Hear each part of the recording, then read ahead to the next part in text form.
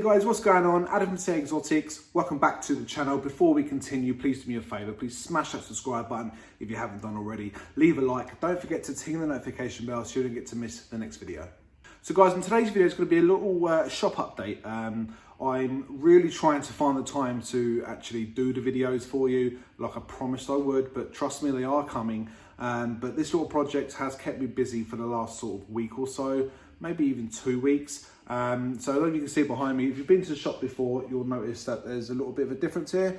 It's not quite finished, that section yet. So if I come out of the way of the frame for a second. So we've got Bioactive Tanks going all the way across. This is going to be a turtle enclosure. There you go, turtle enclosure. That's another Bioactive, and there's going to be some Bioactives here as well. So those two top sections are going to be Bioactive setups. Now, if you've got the choice to do a Bioactive over an artificial, why wouldn't you? I've never had a proper Bioactive setup before, you know, especially in my private collection throughout the years of keeping all these different sort of reptiles. But now I've done it, now I can see it, and the comments from people coming in is absolutely fantastic.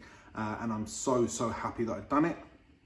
So it is my first time building Bioactive setups, and yes, you guys that have done lots before will probably do much better setups than I did, much better job than I've done. But it is my first time, like I said, so bear with me. It's a learning process. You sort of watch a lot of YouTube videos and sort of read articles and things like that, and I've done as best I can. The animals are happy, they're thriving still, they're eating, they're just doing so well. So I'm very happy with my efforts. Obviously, when I do it again or if I upgrade them, it gives me sort of a stepping stone on what I've done last time, how I can improve it and things like that. So anyway, I'm going to stop gibbering on because I do that quite a lot, as you guys know. So let's take a look at each of the setups individually, and I'll talk through exactly what I've done. So guys, here is the first one. I'll just take that tank out of the way. I've opened it up so you don't get the glare. So basically what I've done is obviously a layer of the clay balls. That's the drainage layer.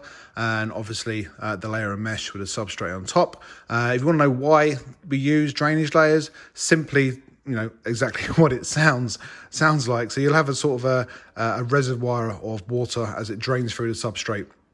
It will collect in between these balls, and loads of that beneficial bacteria will sort of grow there as well. And when that sort of starts to dry out the substrate, it will slowly release sort of moisture back into the substrate. At least that's the idea of it anyway. This particular setup is for an albino carpet python who's actually chilling out at the back over there. I've actually used tree fern for this one. I'm not liking the tree fern. It has actually fallen out in a couple of places.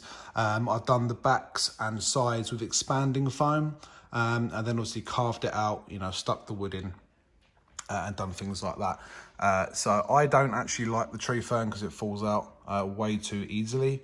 As you can see, a few little bits that are showing the expanding foam, which I will sort of repair. Some planted plants at the bottom. Planted plants? You know what I mean.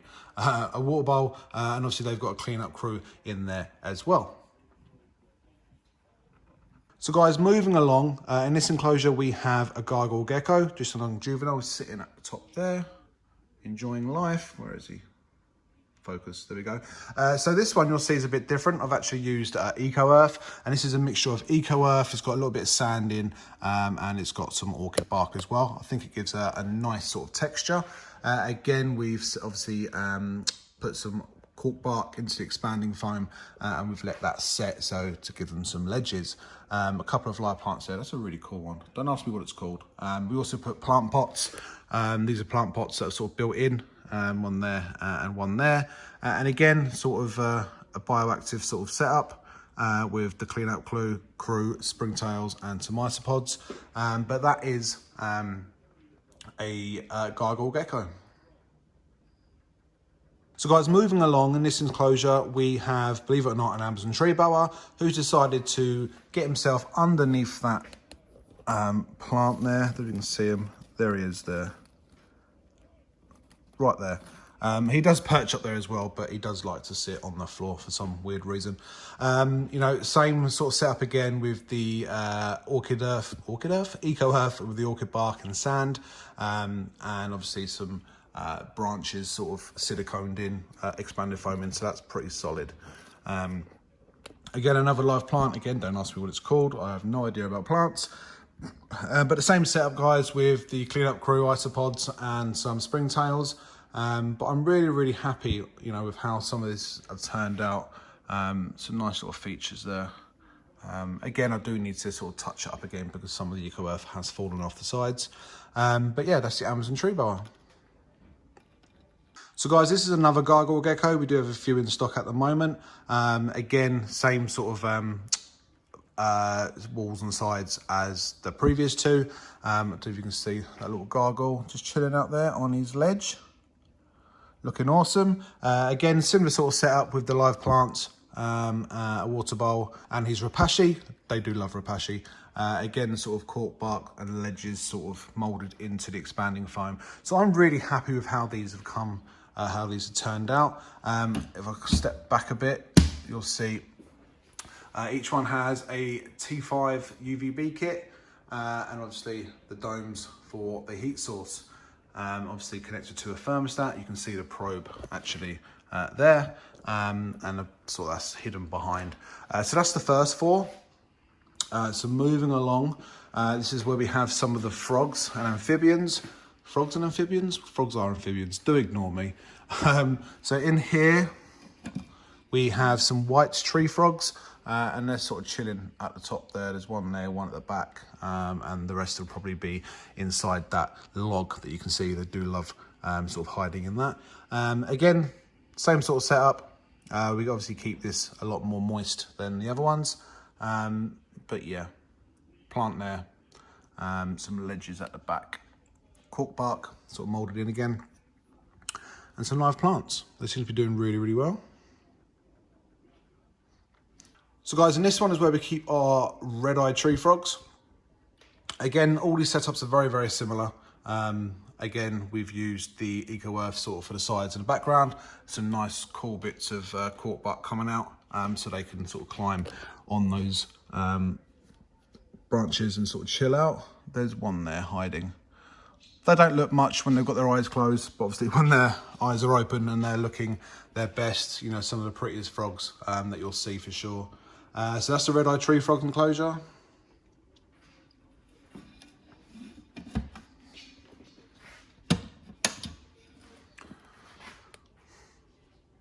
In this one, guys, we have some white-lipped tree frogs. Again, with the tree fern, I'm not liking the tree fern. I think I'm going to redo some.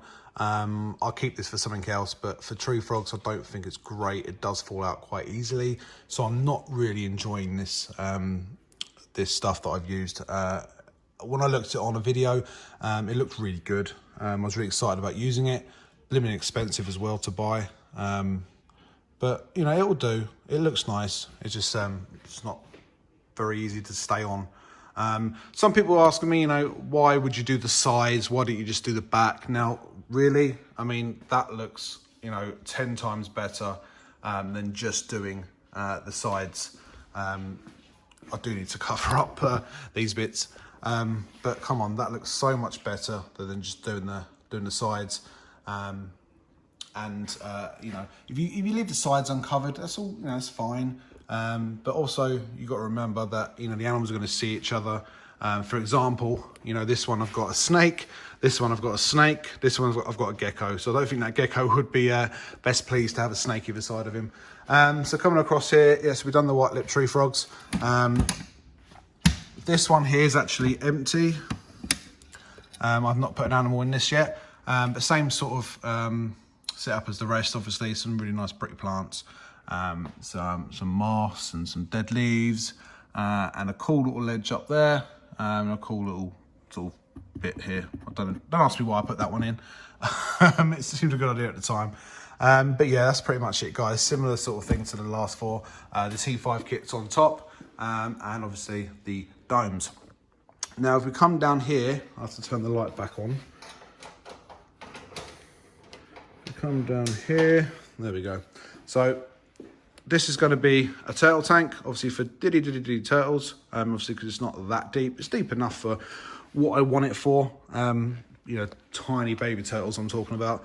Obviously no turtles I'm going out for a good while, because although I've really cleaned those pebbles, Obviously the water's turned a nasty colour, so I need to get the filter set up and sort of clear that water before I even contemplate putting any animals anywhere near it. Coming across here, we have a 45, 45, 60, is it? 45, 45, 45? I don't know. I don't know these extra terra sizes. Yeah, so 45, 45, 45, I'm being dumb. Again, really heavily planted this one. I haven't put a plant in that one yet because I sort of built it to the slant, so it was hitting the actual side. So I'll leave that as sort of a little hangout area for these frogs. I don't know if you can see there, not the big frog, but we've got some dart frogs in there. So they're doing really well. They seem to enjoy it in there. Yeah, that one's fun to do because you've obviously got a lot more room to play with when you do the expanding frame, whereas these ones doesn't leave a lot of space in the middle, but this leaves quite a bit of space. So yeah, really enjoyed doing that one. I've got another 45, 45, 60 to do, and I'm going to get another one of these to go onto this shelf here. Ignore those two, they're going to be moving, stick insects and snails.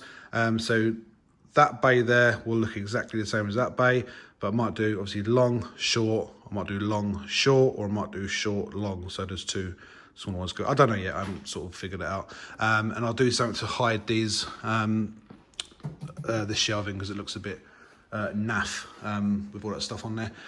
So yeah, that's pretty much it, guys, for the bioactives. I'll sort of step back a bit, you can sort of see. So when it's all done, as in these two layers done, they're going to look really, really cool. Another quick update, I don't know if you can see, we did have a sort of white table that matches this sort of stuff in the middle. We got rid of that because we wanted to make it a bit more sort of square, if that makes sense. So if I come around to this side, I'll be watching Dave Kaufman on the TV today. So yeah, so sort of, there's the front door. And we just wanted it to look a bit more uniform rather than that table sticking out, although it's quite quirky, but we wanted it a bit squarer. So we decided to do that. So a view from the other side. So I like keeping this side of the shop for the stock and the food, and the bits and bobs, substrates at the bottom, and tanks and cork bark. We've got some glass tanks at the top, some flat packs. And we've got some reptibreezes in various sizes and some more flat packs there. I will at some point be doing sort of ready-made vivariums, so you can literally just pick them up. All the stuff will be inside that you need for them, and you can just literally pick it up and walk away with it. So that'll be the plan for that. But yeah, I just wanted to let you know, we have had a little makeover. If you haven't seen the shop before, you won't know what I'm talking about. It won't mean much to you. But the people that have been here or have seen the previous shop video, you'll see what I mean. Yeah, so I'm happy. Happy boy. Obviously, once turtles are in there, that's going to look awesome. But once I get that size to go there, I'm going to expand the foam the back and do all this to that. And I think that will look absolutely flipping incredible.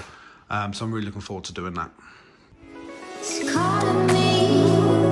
Oh, like the rainbow. Like the rainbow. It's calling me.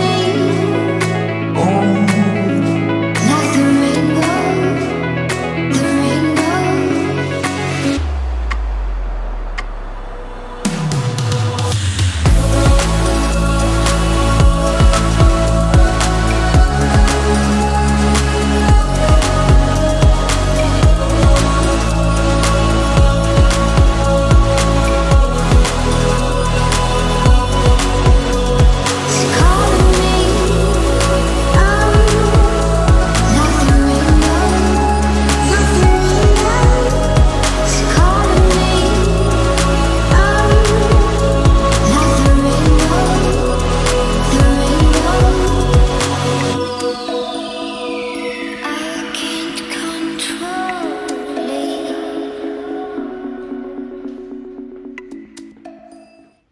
So there we go, guys. That's a quick update on the shop and how we're progressing. Like I said, we're not finished yet. We still got, you know, more things to do and more things to add. I've got to get the unit built to display all my baby ball pythons. Hopefully that'll be coming in the next few weeks. So stay tuned for that. Don't forget to tingle the notification bell, then you won't miss uploads like that in the future. So guys, let me know what you think about the Bioactives. Like I said, it is just it's my first attempt. You know, I'm really happy with how I've done. Yes, I can make improvements and things like that, but you know, let me know what you guys think. I'd really appreciate your feedback on that. So guys, I just want to say a massive thank you to everybody that's supported the shop. You know, without you guys, this wouldn't be possible. It really wouldn't. Even the people that haven't been to the shop, that follow me through my socials and through YouTube, from all over the world, people have been recommending me. People have been saying nothing but good things. I'm waiting for the bad things to come. You know, I know that's going to come. I'll take it on the chin. But you know, you guys are absolutely fantastic, and I can't thank you enough. You know, starting a business is scary as it is, but to do it during a pandemic such as what we're having, and only a few days before the second lockdown actually began, very scary, very scary. But I've been waiting so long to do it, and I didn't want COVID to get in the way. This is the type of business that, you know, it's not really affected by COVID, because obviously we're an essential business. Don't get me wrong, footfall has come down a bit, obviously, from people not browsing and going out for a walk and, you know, something to do. But the regular customers that I built up, you guys are fantastic. You know, I couldn't do this without you guys. So thank you ever so much from the bottom of my heart. I really do appreciate it. So guys, that's going to be it for today's video. Don't forget to ting the notification bell so you don't get to miss the next videos. I've got some really cool ideas of some content to bring you very, very soon. And obviously we'll do another update on some breeding of the ball pythons. I haven't forgotten about that. I still obviously do breed ball pythons. Obviously I've got a lot more to sort of concentrate on as well. So, you know, if there's anything you want me to do a video on in a particular animal that you know that I have, please leave a comment down below or shoot me an email at taexotics@gmail.com. That should be right there. Until then, guys, thanks for watching. Thank you for your continued support. You guys are awesome. Don't forget to subscribe if you haven't done already, and I'll see you next time.